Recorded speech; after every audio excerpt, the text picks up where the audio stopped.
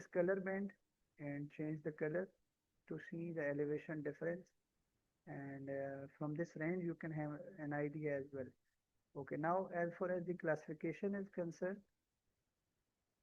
right click to this layer, go to the properties. Let me check the messages and well, so how to name a point in the point shape file. Okay, so you mean to say that how to add the field with the name. It's the same process as I added the latitude and longitude, right? You just try once. If it's not working, let me find.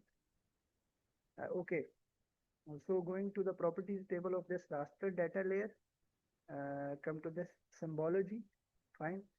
And if I want to show the ranges of in the classes of 500 difference, as that it changes from 5636 to 4446. So I want to classify these levels. So how many classes I want to show? That there is a difference of around 4000. I want to show to make each layer of 500, I have to classify in 8 layers. But just for the sake of understanding, making it with the range of 800 meters, you can classify to the number of classes you desire, right? And just select the number of classes, go to this label and select format label, and then you can change the number of significant digit or number of decimal places. Here you can see sometime most of the analysts, GIS analysts, what do they straight away delete these digits from there, right? But most conveniently, you can go to this option, format, and reduce the number of decimal.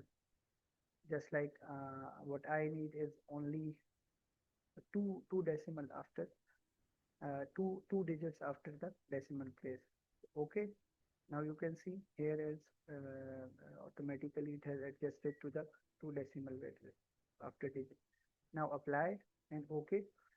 What you will see is all the classes here, right? Rightly. Again, go to the properties and select the band ones. Just like I want to show in this sequence, in this color band. Now you can see very clearly and make inferences for the different geospatial locations of the respective district or the city or the tehsil or the province, whatever is your study area.